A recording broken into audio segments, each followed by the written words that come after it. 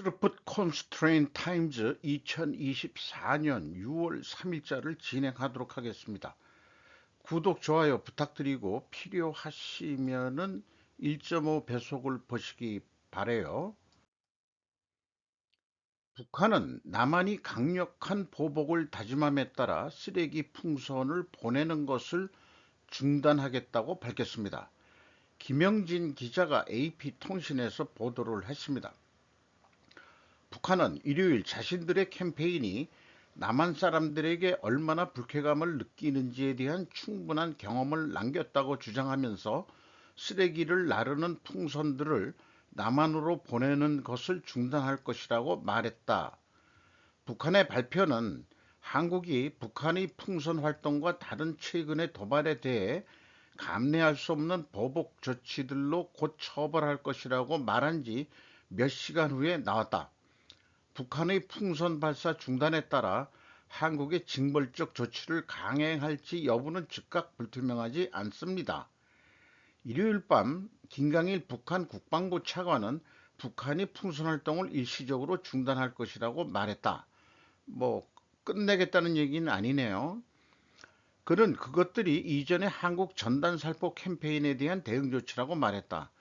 김 씨는 관영 매체가 낸 성명에서 대한민국 일족들이 얼마나 불쾌감을 느끼는지 흩어진 페이지를 제거하는데 얼마나 많은 노력이 필요한지 충분히 경험할 수 있도록 했다고 말했다. 이런 얘기입니다. 이 보낼 때는 김여정이가 그 발표를 했고 이제 그 일부 이제 중단하겠다는 거는 김강일 북한 국방부 차관인데 요 김강일이라는 이름이 제 자식놈 이름하고 똑같네, 이상하게. 음, 저도 그러면 김씨라는 게 밝혀졌네요. 어, 그래, 그 김여정이가 그랬겠죠. 야, 중단하는 것을 내 이름으로 어떻게 발표하겠어? 그 국방부 차관이 하시라요. 이렇게 얘기했겠지. 그 뭐 계속 보낼래는 그 공수도 많이 들고 아주 지겨웠을 거야. 아마 그거 만드는데도. 돈도 많이 들고 쓰레기 모으는데도 그렇고. 그런데 제가 이런 생각을 해봅니다. 수거된 북한 쓰레기는 어디로 보내질까? 소각장으로 보내기 전에 쓰레기를 분석해야 한다. 많은 정보가 나올 수 있을 거라고 생각합니다. 이런 거를 김여정이가 느낀 거예요. 아, 우리의 실상이 이거 드러나는구나. 이런 사건에 대해서도 민주당도 어떤 견해를 밝혀야 하는 것 아닌가. 이런 생각을 들어봐요. 이럴 때는 왜 침묵하는지 몰라. 요것은 다음 거는 어저께 밤에 편집한 건데 결국 요게 이제 필요 없게 됐는지 모르지만 어쨌든 요거 지금 얘기한 거를 제가 제목을 이렇게 썼습니다. 북한 오물풍선의 내용물을 정밀 분석하면 북한의 실상에 대한 어떤 정보를 낼 수 있을 것이다. 대통령실 북감리하기 힘든 조치 취할 것, 확성기 재검토. 뭐 북한 쪽에서는 뭐 그 평양 표준어법까지 만들고 한국의 무슨 문화 침투를 매우 두려워하고 있는 것은 아주 확실한 상황 같아요. 그래서 뭐 그런 건지 에, 그 보복 조치를 하겠다니까 중단하겠다는 그런 발표를 한 거네요. 이런 표현이 갑자기 들었어요. 그 소형 드론을 북한에 날려라. 물론 안 하겠지만은 그러면 북한이 이제 길길이 이제 남침했다고 이제 뛰겠죠. 그래서 그 제가 드론을 날려라고 하는 의견을 얘기한 것은 얘네들이 이제 쓰레기 모으는 것도 힘들고 그러니까 뭐 전에도 그 드론 5대가 유의 경인상공을 날라왔다가 돌아갔는데 그 군은 어떤 조치도 취하지 못했다고 해가지고 이제 뭐 국방 방위에 무슨 진짜 이거 문제가 있는 거 아니냐 그러는데 미국도 그 중국발 그 풍선을 그 없애는데 상당히 고민을 많이 했겠죠. 미사일이 안 맞으면은 딴데 가서 터지면 아주 큰일이거든요, 그게.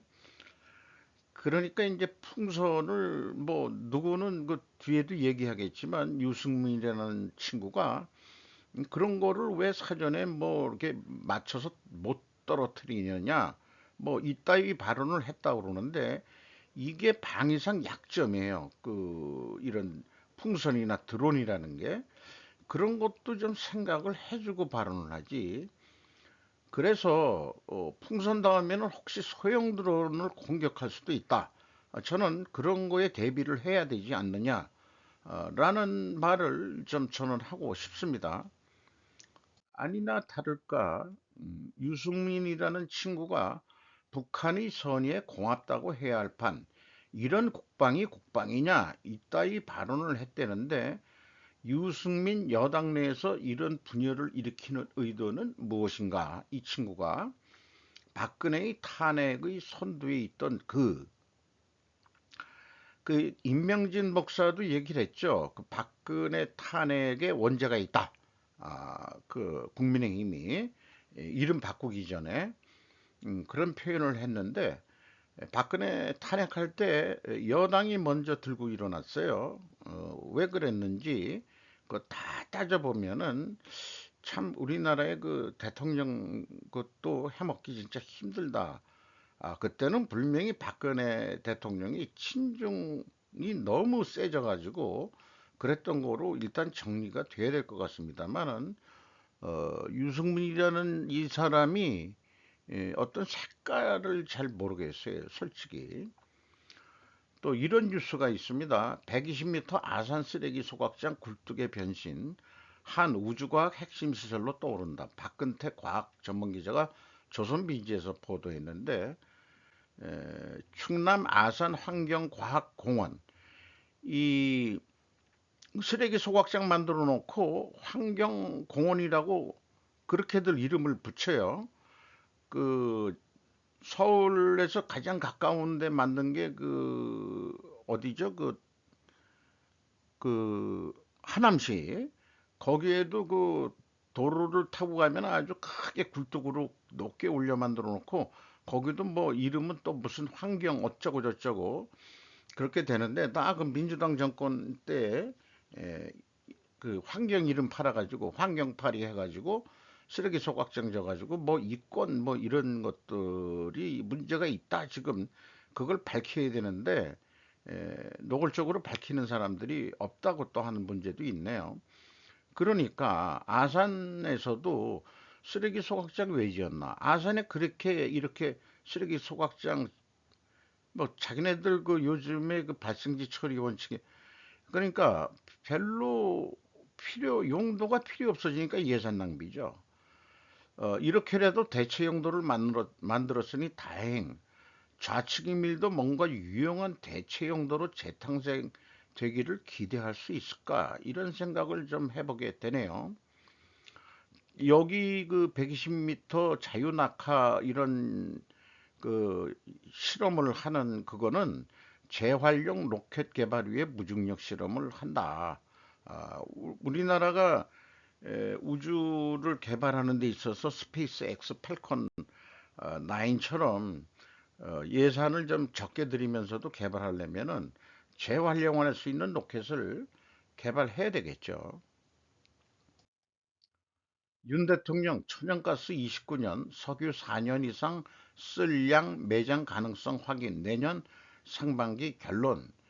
이미호 기자가 조선비지에서 보도했는데 포항 앞바다 영일만 전에도 그래서 조금 뭐 그 개발해서 그 양이 얼마 적어서 금방 쓰고 말았다고 그러죠. 이번에 140억 배럴에 달하는 석유가스가 매장돼 있을 가능성이 매우 높다는 결과가 나왔다고 그러고 이것은 유수 연구기관과 전문가 검증도 거쳐서 어, 자관 이 개발을 하자.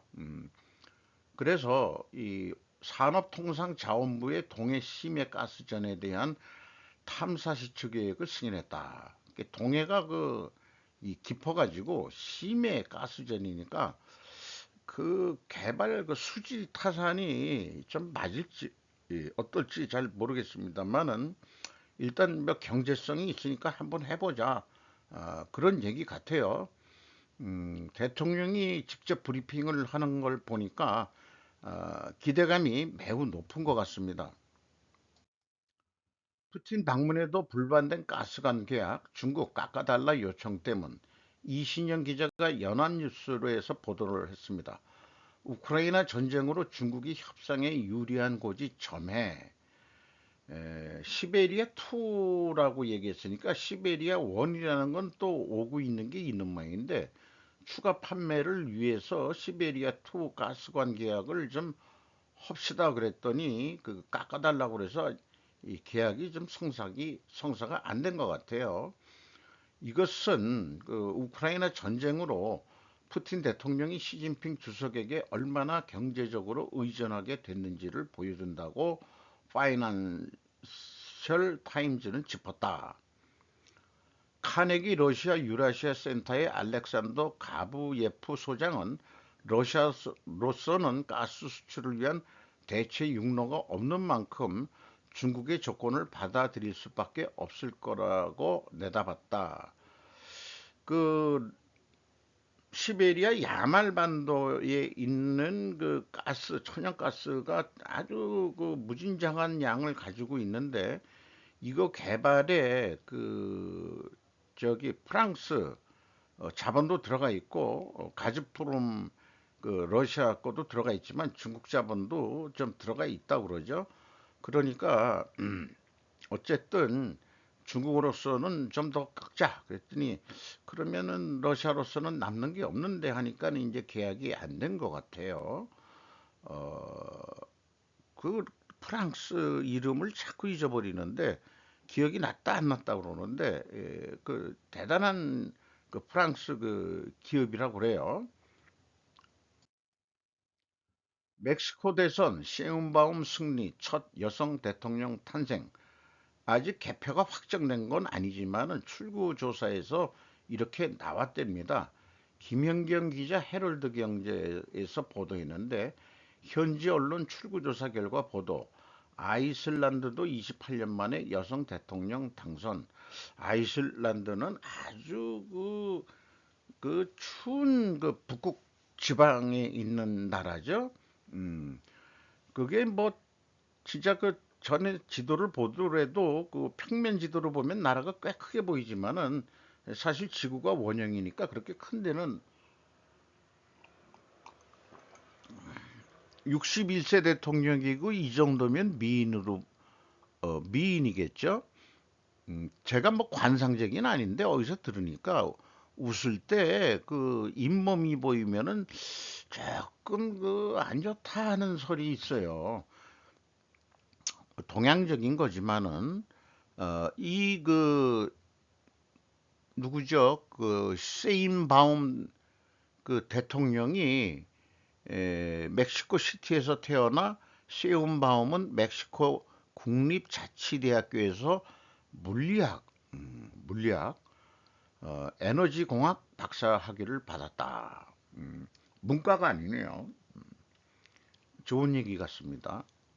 그리고 그 현 대통령이 멕시코 시티 시장이었던 2000년에 환경부 장관을 맡았고 그 2006년 5월까지 역임했었다. 이렇게 소개를 하고 있네요. 이거 한자를 동무로 읽어야 되겠죠? 동갈치성 발언 너무의 장기 경제 정체에 들어간 중국이 일본의 발목을 잡는 엄청난 시나리오. 다카시 요이치 경제학자인데 현대 비즈니스를 통해서 기고를 했습니다.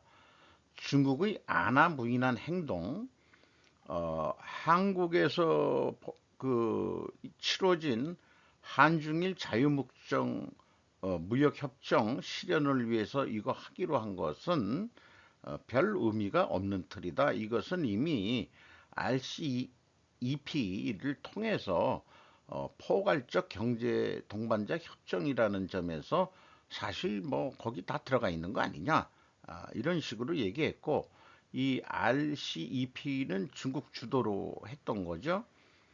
그 다음에 이제 기시다 수상과 리창이죠. 리창 수상에 의한 일중 정상회담도 행해졌는데 현안인 원전 처리수 해양 방출, 중국에 의한 일본인 억류, 센강쿠 제도의 EEG 내 부표 설치 등에 대해서는 전혀 평행선이었다.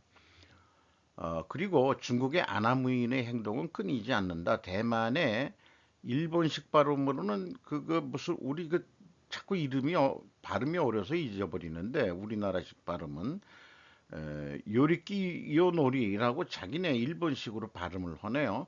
총통이 취임식을 가진 20일 주일 중국 대사는 일본을 동갈취하는 발언을 했다.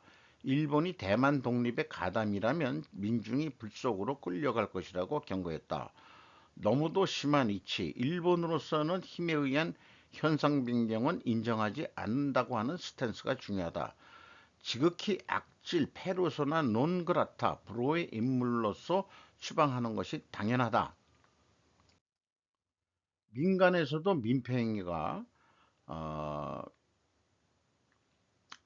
그 1일 오전 6시 20분쯤 야스쿠니 신사의 돌기둥에 낙서가 되어 영어로 화장실이라는 낙서가 발견되어 경시청 고지초서는 기물 손괴의 혐의로 수사하고 있다. 특정되지는 않았지만 일련의 동영상이 중국 SNS에 올라온 점으로 미뤄 범인이 중국일 가능성은 높다. 국내에 있으면서 체포 중국에 돌아가 있어도 범인 인도를 중국 정부에 요구해야 한다. 이거 났을 때 혹시 또 우리 반일 감정을 가진 한국 관광객이 또 이를 저질렀지 않았을까 걱정을 했어요. 그런데 일단은 중국인 소행으로 보여진다.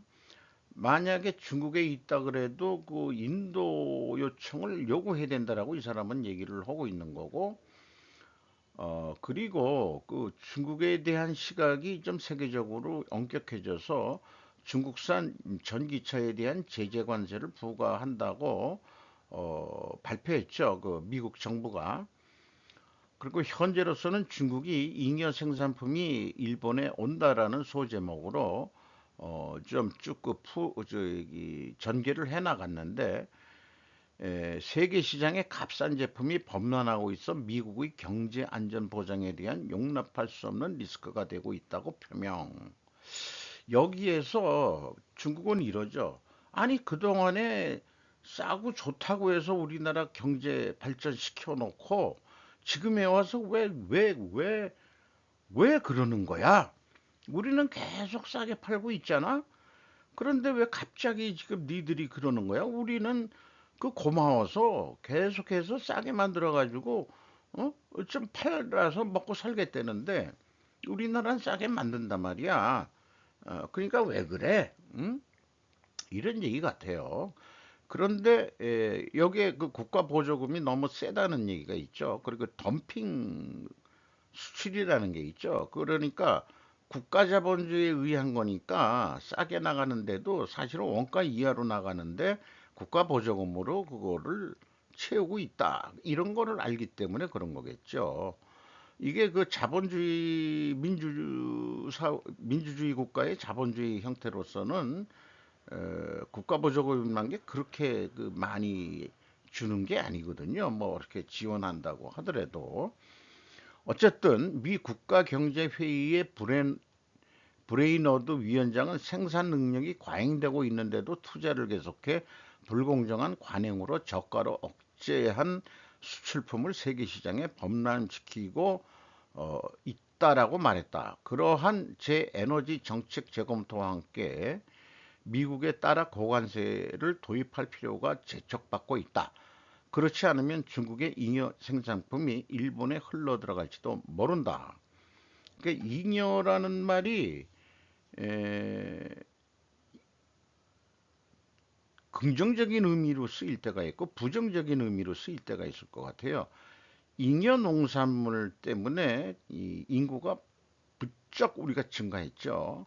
먹고 살기가 편해지니까 생각나는 게 뭐 있겠어요. 애 낳는 일뿐이 없지.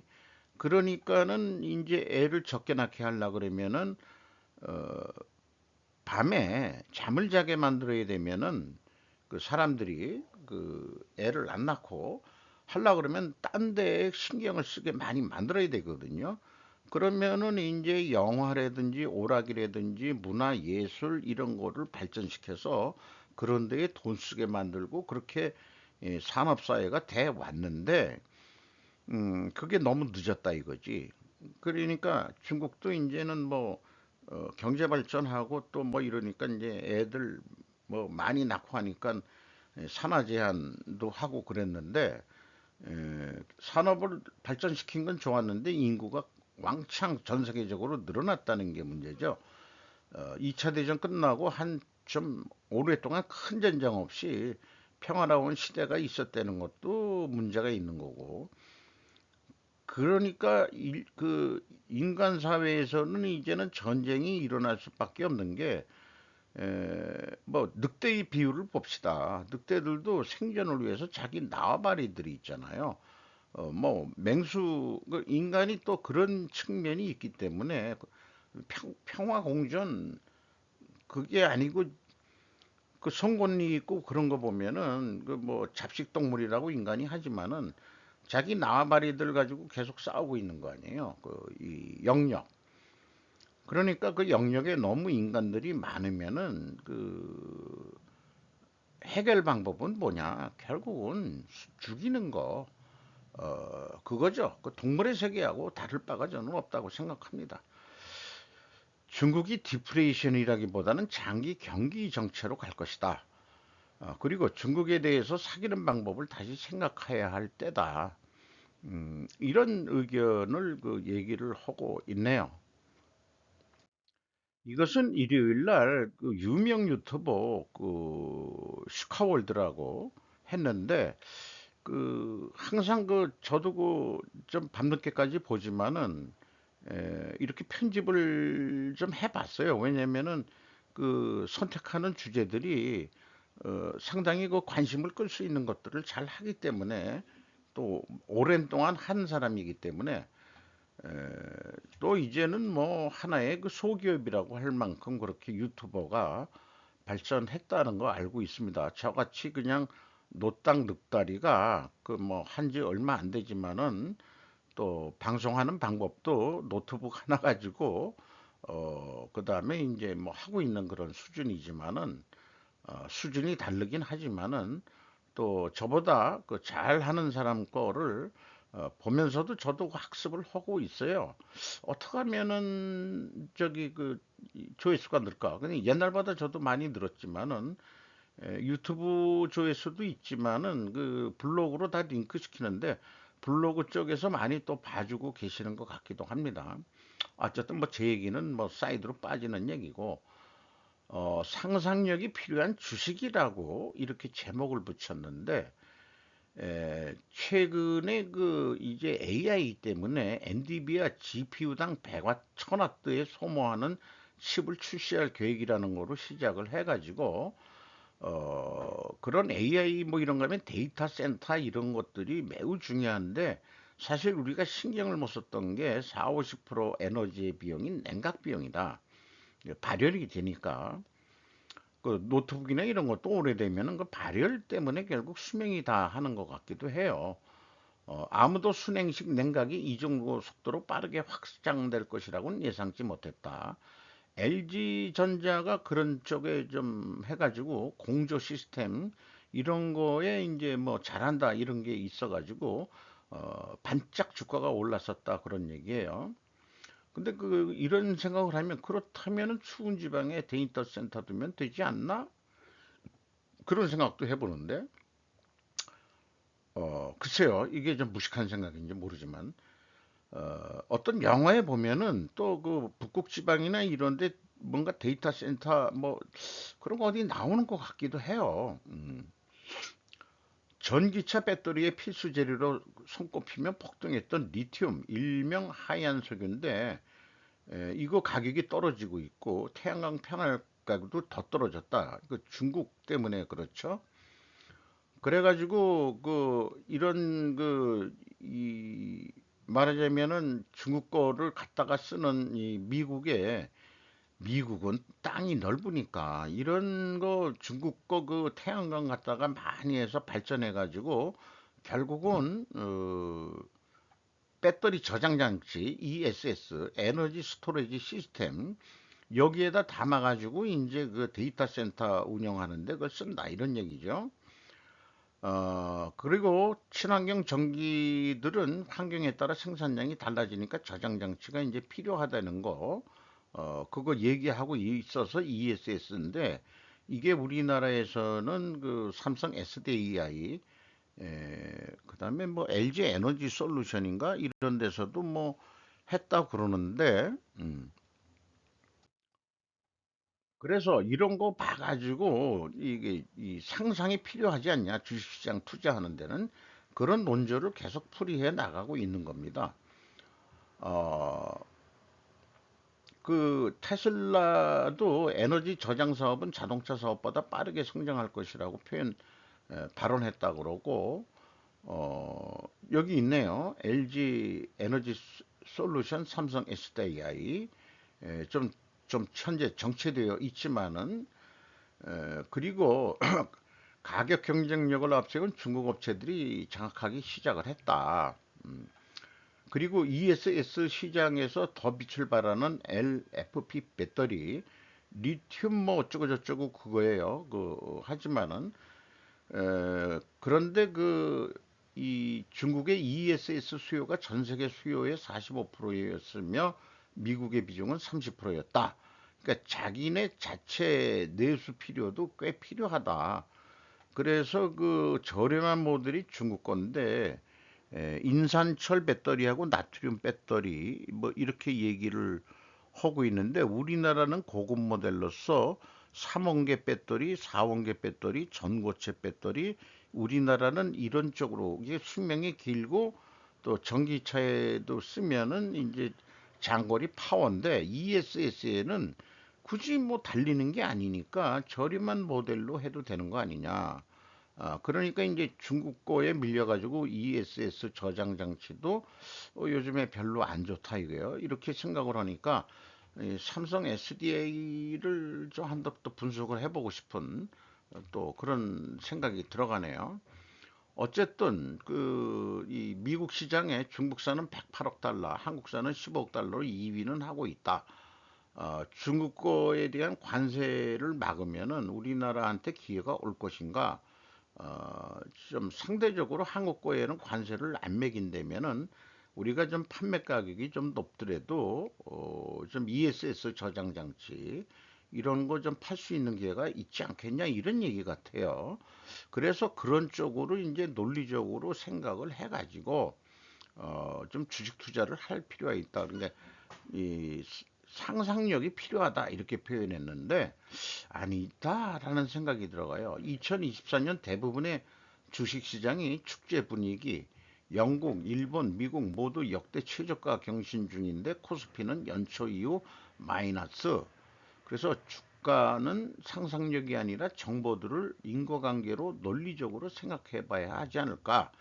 제가 주식도 안 하면서 이런 표현을 하는 것은 좀 건방진 거 솔직히 좀 자격 미달이라고 스스로 생각을 합니다만은 주식의 상상력만 가지고 창의성 이런 거 가지고 주식하는 건 아니지 않을까. 상상력은 창의성인데 창의적으로 투자했다 창의적으로 폭망할 수도 있는 거 아닌가. 그러니까 신중론을 좀 더 가끔 가야 되겠죠. 주식할 투자할 돈이 있으면 얼마나 좋겠습니까? 아는 그 조카놈 새끼들도 아파트 한 수고 주식에다가 해가지고 요즘 소문 들으면은 뭐 연락들을 안 하고 장가들도 안 가고 이런 놈들이 그러니까 장가도 안 가고 애새끼도 안 나고 혼자들 살고 나이가 40 넘어서 지금 그러고 있는 조카 놈들이 제 아들 놈도 그렇고 참 걱정이에요. 그렇다고 해서 뭐 큰 소리 칠 수도 없고 큰 소리 칠 수 있는 아버지라면은 아버지가 대빵 돈이 많아야 돼요. 그러면은 야야야 일로 와. 너 이렇게 뭐 한 소리 할 텐데 아버지도 뭐 별 볼 일 없으니까 시간을 이거로 때우고 있는 거 아니에요. 솔직히. 영국 보수당의 신의 한수, 수낙 총리는 7월 4일 조기 총선을 실시할 것이라고 발표했다. 굳이 왜 우산도 안 쓰고 비를 맞으면서 했냐? 요거는 비가 오나 눈이 오나 뭐 잠깐 야외에서 발표하는 것이 총선 발표는 영국의 전통이래네요. 그러니까 이제 야당에서 영국에는 우산이 없는 사람은 거의 없다. 나라면 우산을 쓰고 발표했을 것이다. 어디서 동정표 유발하냐? 아, 재미있게 이렇게 이제 글을 쓴단 말이지. 이미 5월 2일 지방선거에도 현재 노동당이 아니고 보수당이죠. 컨서베이티브 지금 순낙 이게 제3당한테도 거의 밀렸다 이게요. 몇 석, 7석. 리버럴 데모크라트 자유 뭐 민주당 뭐 이런 거네요. 우리나라 그 민주당이 아니고 민주당이라고 보면은 이건 노동당인데 노동당이 이제 이겼다 이게요. 지방선거에. 또한 아주 오랜만에 호조를 보인 2024년도 1분기가 지금 영국이 성장률이 약간 그게 올라간 게 0.6%니까 올라간 것도 아닌데 최악의 참패를 막아줄 이슈에서 65세 이상 고령층에 전력 투구하고 있다. 이미 나이가 먹으면 저도 그렇지만 나이가 먹어서 보수적이 된다는 거 그래서 그런지 모르지만은 어쨌든 수낙 총리는 65세 이상한테 연금 수급자 세금 감면, 연금에도 세금 감면을 해주겠다. 저도 그 과세 대상 금액이 나오지만은 기본 공제하고 나면은 뭐 세금 뭐 안 물리죠. 안 물리지. 기본 공제 금액도 안 되는데 우리나라도 연금에 대해서는 그 과세 대상이 되는데 그 주는 금액이 너무 작으니까 뭐 세금 감면 뭐 이런 거 할 것도 없어요. 우리나라는. 그래서 장관 노년층의 유권자의 중요성을 강조했다. 이어 의무 복무제 공약을 했다. 징병제를 하겠다. 요거는 지금 잘못하면은 발트의 상국이 조그만 나라들인데 이제 위험해진다. 우크라이나가 밀리면은 이런 얘기고 징병제로 되돌아가는 유럽이라는 제목으로 쭉 소개를 하고 있습니다. 사실상 징병제를 제안하는 수낙 총리, 전 영국 국방장관 벨 월러스는 요즘 젊은 것들은 이전 세대들처럼 자발적으로 적에 맞서 싸우려는 의지가 없다. 요즘 젊은 것들이라는 표현은 바빌론 시대 때부터 써던 용어랍니다. 나이 먹은 사람들한테는 다 그렇게 옛날 때부터 그렇게 얘기했다는 거예요. 절박한 발트해 상국 에스토니아, 라트비아, 리투아니아, 라트비아 대통령 자관 징병제 하겠다. 그 다음에 이제 에스토니아 대통령도 그렇고 심지어 독일도 징병제 도입을 검토하고 있다. 그 국방장관은 이거 피스토리우스 나는 독일의 징병제가 필요하다고 확신한다. 징병제 폐지는 실수였다. 특히 과거 소련군에게는 악몽과 같은 존재였던 독일 그 게시타포 나치군 러시아 일진 담당 독일은 이미 지난 2024년 재무장을 선언했고 30년 만에 재무장 이제는 징병제를 검토 중. 독일은 스웨덴식의 징병제를 도입해야 한다.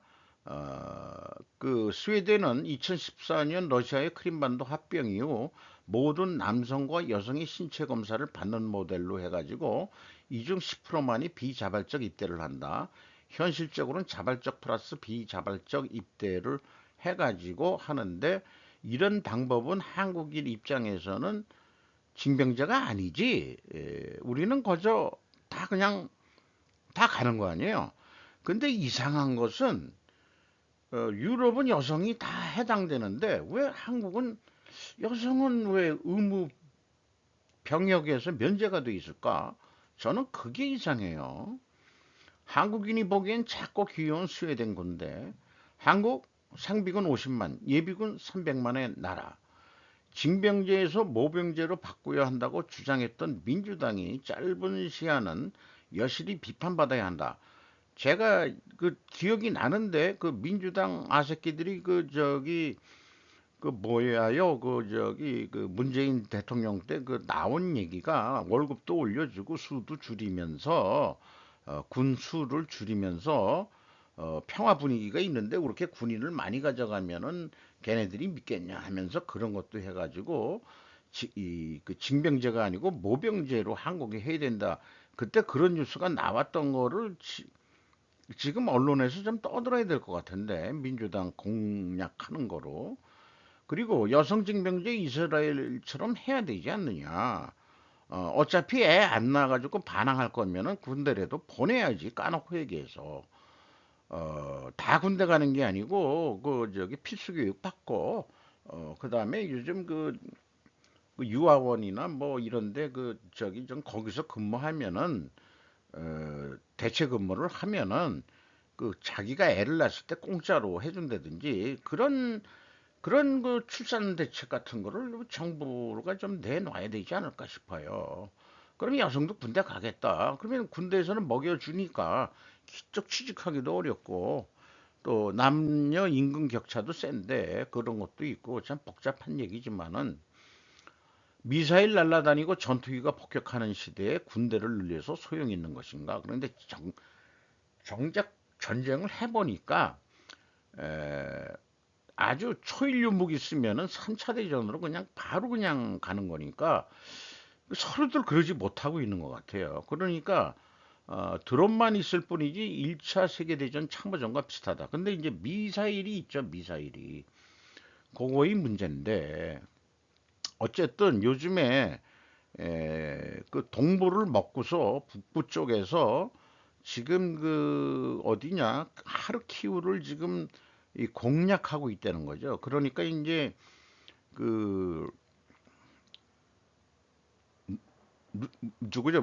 그 저기 그 우크라이나 대통령이 야 이제 무기 그 좀 우리 그 러시아 본토를 공격하게 좀 승인을 해달라.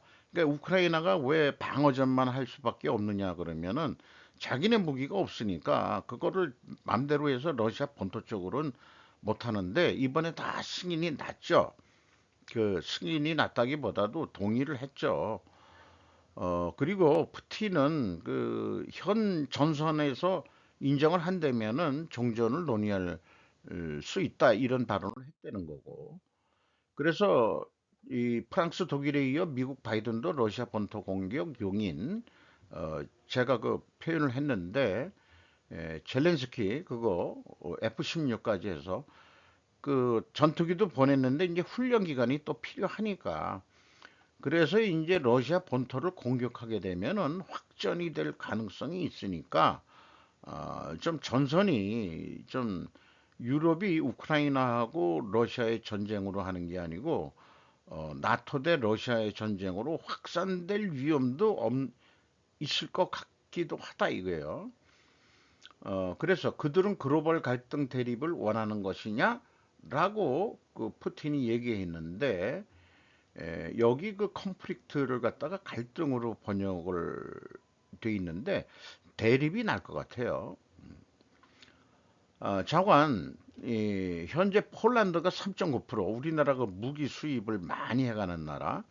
아직 그 에스토니아, 리투아니아 이렇게 조그만 나라들 핀란드 이렇게 2% 이상을 많이 쓰고 있지만은 규모가 작아서 그렇지만은 대국인 프랑스 2% 미만, 프랑스 1.9%, 독일 1.6%랍니다.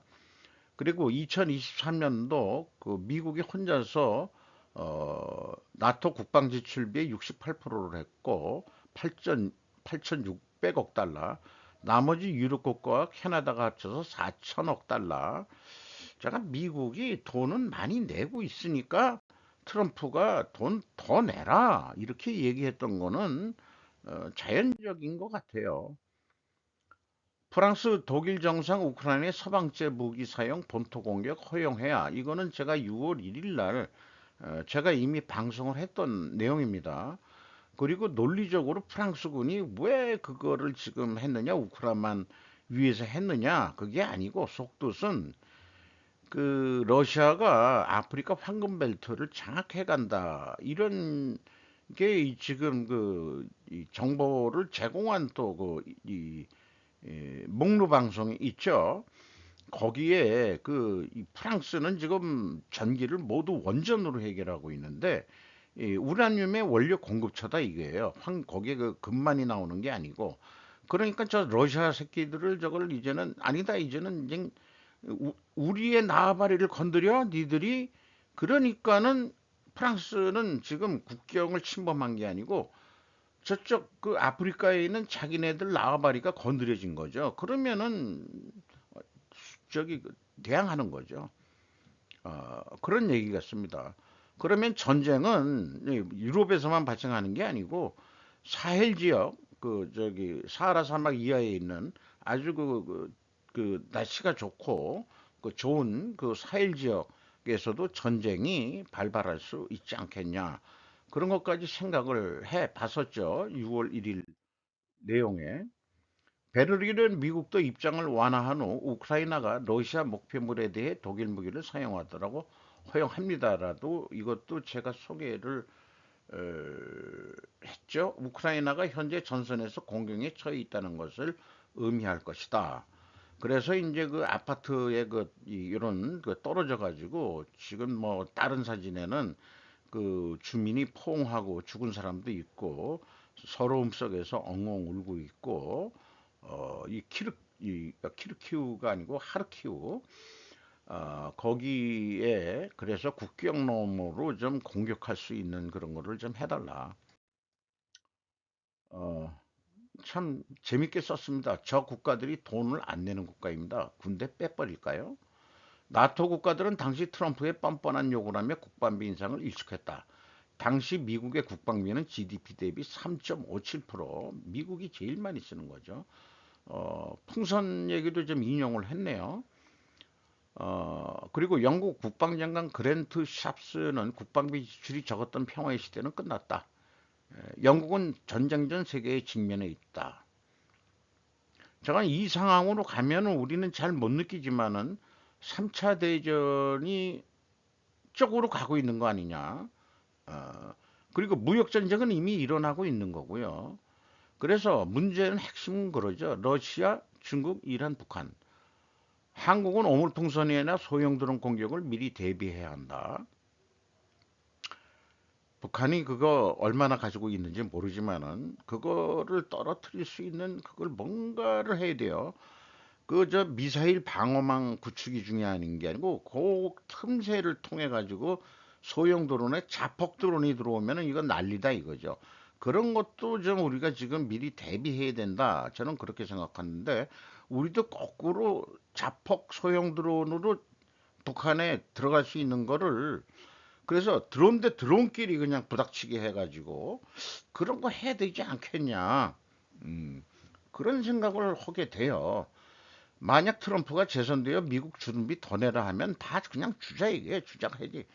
전쟁을 억제해서 국민의 우리 한국 대한민국 국민의 생명을 보호할 수 있다면은 줘야지. 뭘 그걸 반미 어쩌고 저쩌고 하고 딴 나라 봐봐. 지금 유럽도 지금 이제 돈 더 내야 된다. 그런 거 다 인정하잖아. 그러니까 트럼프가 나쁜 뭐 XX가 아니고 할 만한 거다 이게. 그러니까 일본은 우리보다 돈을 더 낸대도 그리고 그 미군 기지가 더 많아요.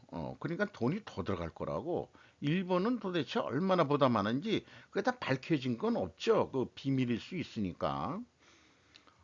어, 뭐 이거 딴 얘기로 그 파나마의 이런 데에서 300 몇 가구가 살답니다. 요게 해수면 상승으로 여기서 이제 더 못 살게 되니까 이 관광으로 먹고 살고 이렇다. 언젠가 이걸 본 것 같은데 여기에서도 어떻게 이게 하수처리나 제대로 되는가 몰라. 폐수처리나 그 아주 그냥 섬이 그냥 300가구가 다닥다닥 해서 이렇게 하는데 잘들 살고 재밌게 살고 또 물속에 펑덩펑덩 빠져가면서 여기 관광객이 그렇게 온답니다. 신기하니까.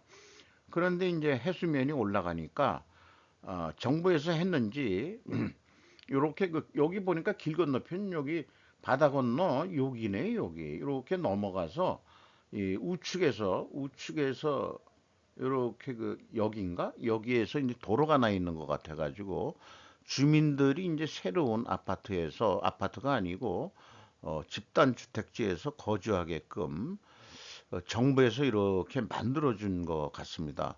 아주 재미있고 또 이 사람들의 어떤 그 살아가는 모습, 생존하는 모습들 이런 얘기를 편집을 해봤습니다.